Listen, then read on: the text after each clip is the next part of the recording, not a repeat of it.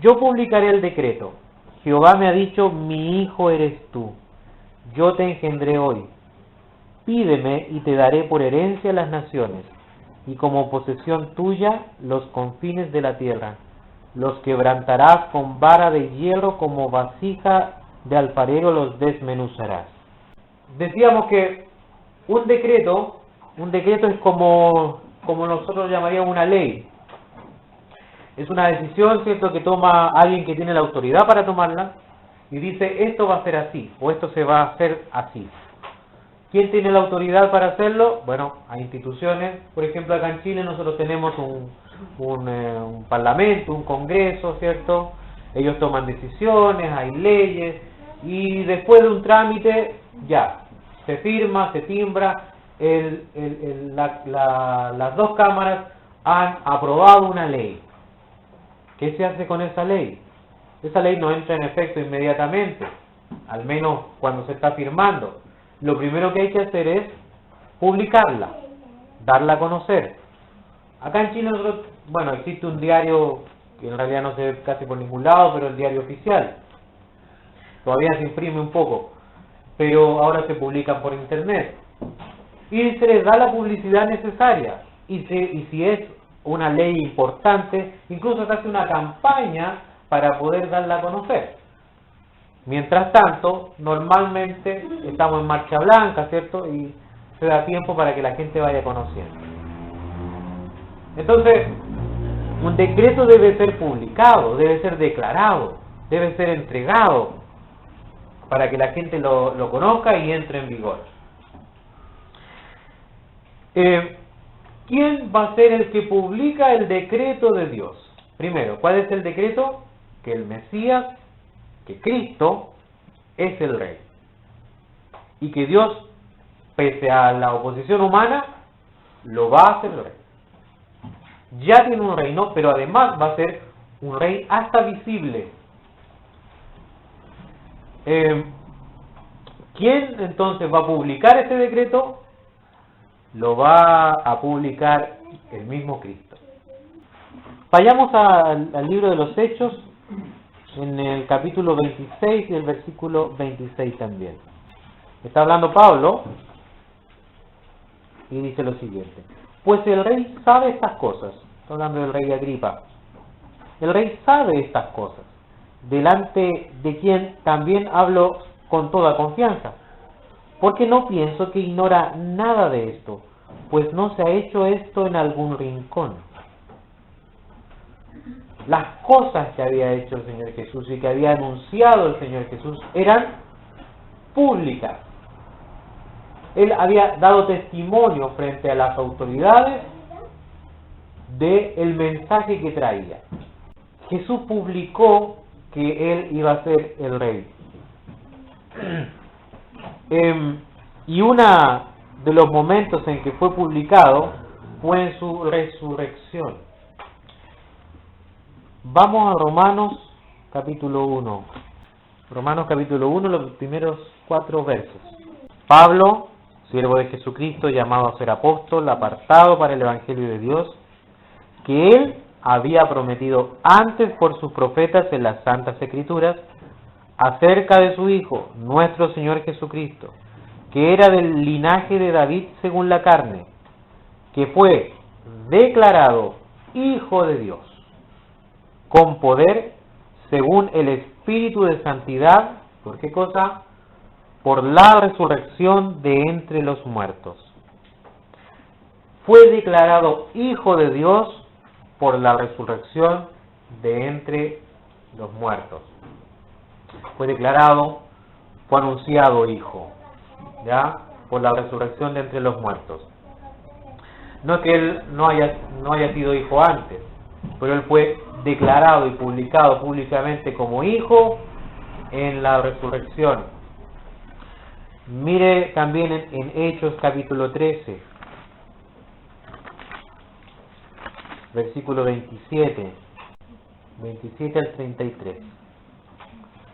Dice: porque los habitantes de Jerusalén y sus gobernantes, no conociendo a Jesús, ni las palabras de los profetas que todos los días de reposo las cumplieron al condenarle. ¿Ya? Ellos, sin saber, cumplieron al final las profecías. Versículo 28. Y sin hallar en él causa digna de muerte, pidieron a Pilato que se le matase. Y habiendo cumplido todas las cosas que de él estaban escritas, quitándolo del madero, lo pusieron en el sepulcro. Mas Dios le levantó de los muertos, y él se apareció durante muchos días a los que habían subido juntamente con él de Galilea a Jerusalén, los cuales ahora son sus testigos ante el pueblo. Y nosotros también os anunciamos el evangelio de aquella promesa hecha a nuestros padres, la cual Dios ha cumplido a los hijos de ellos, a nosotros, resucitando a Jesús, como está escrito también en el Salmo 2: mi hijo eres tú, yo te engendré hoy. En el verso 8 volvemos al Salmo número 2 en el que estamos viendo. En el verso 8 dice: pídeme y te daré por herencia las naciones, y como posesión tuya los confines de la tierra. En San Juan capítulo 17 nosotros tenemos una de las oraciones más conmovedoras que hace el Señor Jesucristo, y que se nos declara casi íntegramente. En ella Él ora por nosotros, ora por sus discípulos, y en una parte incluso menciona a los que habrán de creer. Ora que Dios los guarde, que Dios nos capacite por su palabra, muchas cosas. Dios sin duda le oyó y le respondió. Dios ya le había dicho: pídeme y te daré las naciones hasta los confines de la tierra. Y a sus discípulos, ¿qué les dice? Pero recibiréis poder cuando haya venido sobre vosotros el Espíritu Santo, y me seréis testigos en Jerusalén, en Judea, en Samaria y hasta lo último de la tierra, los confines de la tierra. El Señor Jesucristo, que había recibido esa autoridad, con autoridad le dice a sus discípulos: tengo autoridad para mandarlos allá, porque allá también habrá gente que pertenecerá a mi reino.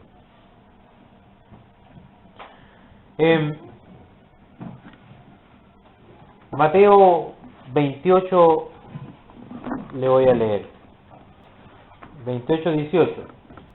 Dice: y Jesús se acercó y les habló diciendo: toda potestad me es dada, toda autoridad, todo reino, eso quiere decir toda potestad, toda autoridad me es dada en el cielo y en la tierra. Y mire, y por eso le dice: por tanto, o sea, por cuanto tengo autoridad por sobre todas las cosas, así se me ha sido dada. ¿Por quién? Por Dios. Por cuanto tengo esa autoridad, id. Prácticamente nos dice: id confiadamente, id tranquilamente, porque habrá personas que creerán. Hay personas que ya mi Padre me las dio. Dios ya tenía en mente a los creyentes. Y le dice: vaya, con confianza, prediquen el Evangelio, y haced discípulos a todas las naciones, bautizándolos en el nombre del Padre, del Hijo y del Espíritu Santo, enseñándoles que guarden todas las cosas que os he mandado. Y aquí yo estoy con vosotros todos los días. ¿Hasta dónde? A veces lo leemos pensando: todos los días, quiere decir hasta el fin de los tiempos. No, dice hasta el fin del mundo, hasta los confines de la tierra. Toda potestad les dada al Señor Jesucristo sobre toda la tierra. Por eso que la gran comisión, el hecho de que el creyente pueda participar de la obra de Dios, salvando, perdonando, es una gloriosa experiencia que Dios nos otorga, no porque nos necesite, sino simplemente porque nos quiere bendecir y nos hace partícipes de tan gloriosa obra. Por eso nosotros también podemos confiadamente orar, hacer reuniones de oración y orar por los inconversos para que se conviertan a Dios. Por eso podemos ir tranquilamente, confiadamente a predicar el Evangelio, aun cuando eso signifique muchas veces algún tipo de escarnio o sufrimiento. Participamos de su gloria llevando el Evangelio. Participamos de su obra.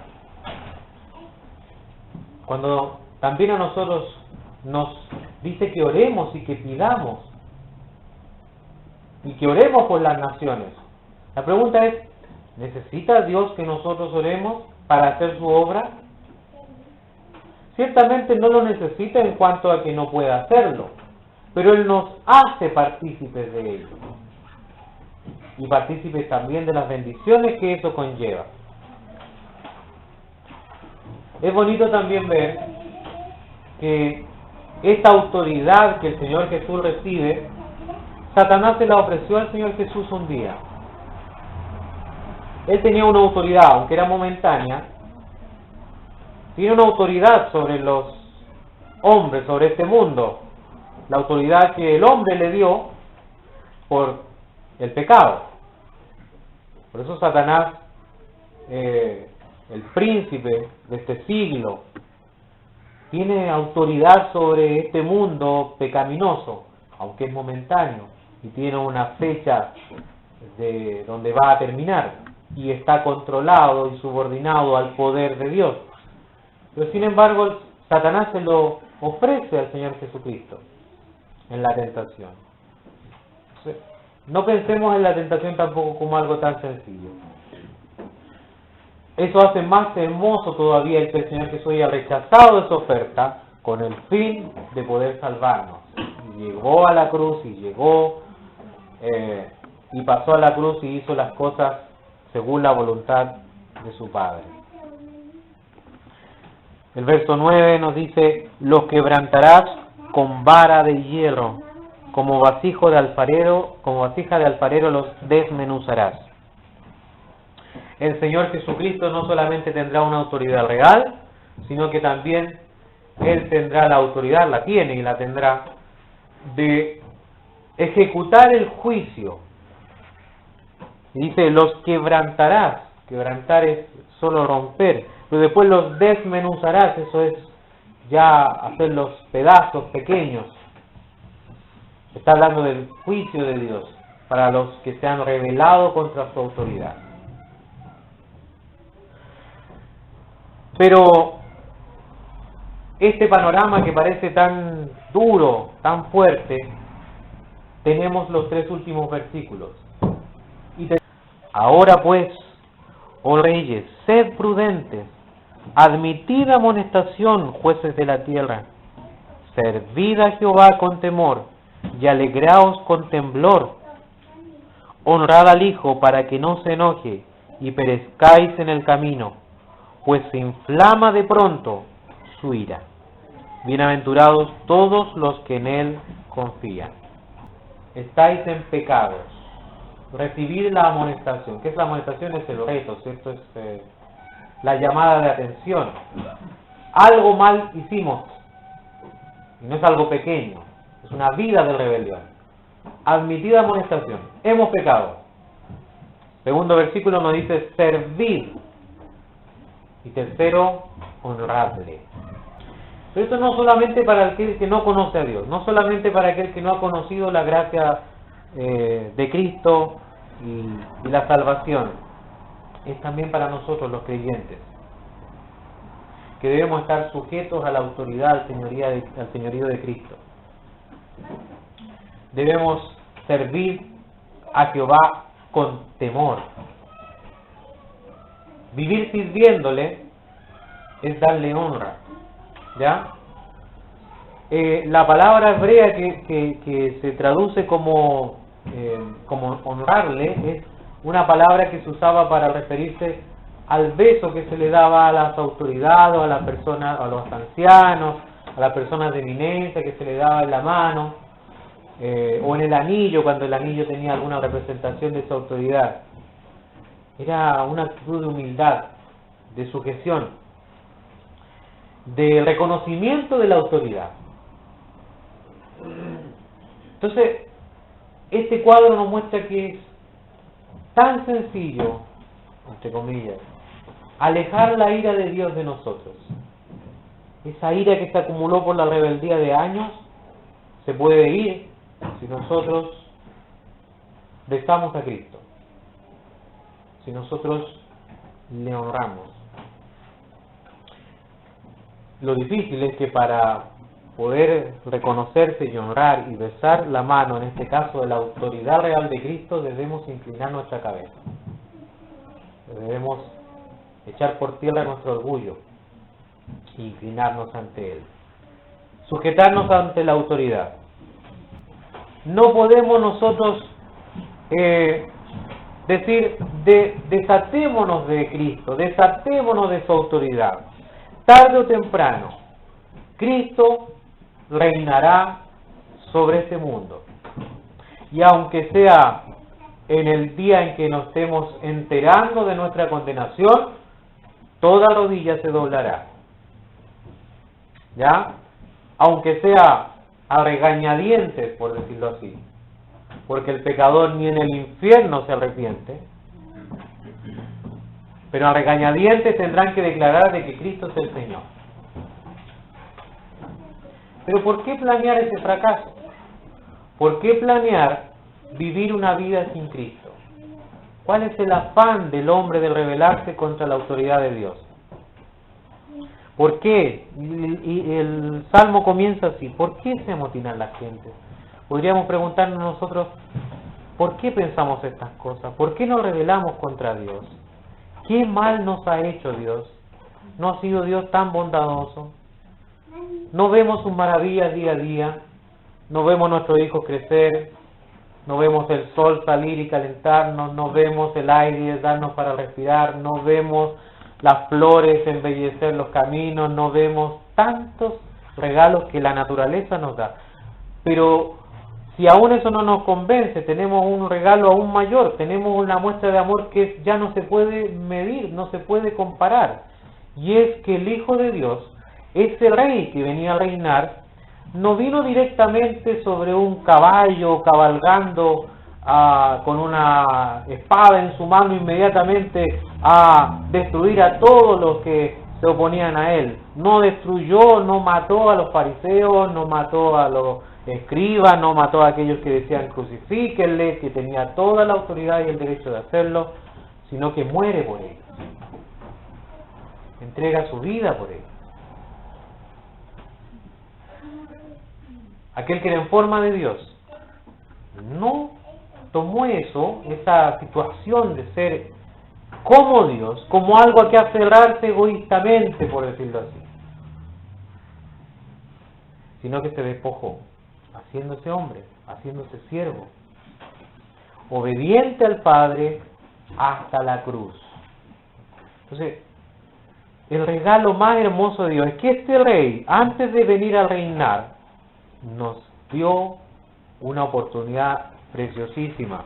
Él muere por nosotros. Él muere en lugar del pecador. Él muere para que el pecador no se pierda. Él muere para que el pecador que crea en Él, el Espíritu Santo, coloque en el corazón de esa persona que cree el deseo de obedecerle y de servirle, y le da la capacidad al hombre de poder bajar la cabeza, inclinarse ante Cristo. Así que, si no le conmueven los regalos en la naturaleza, si no le conmueve el perfecto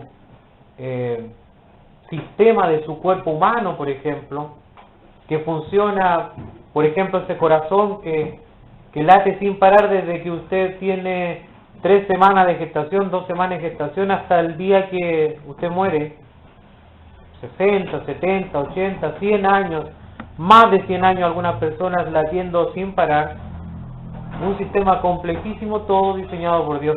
Si todos esos regalos no le pueden conmover, que le conmueva a Cristo muriendo en una cruz, que le conmueva a que ese rey, antes de exigir su autoridad, decide morir en una cruz.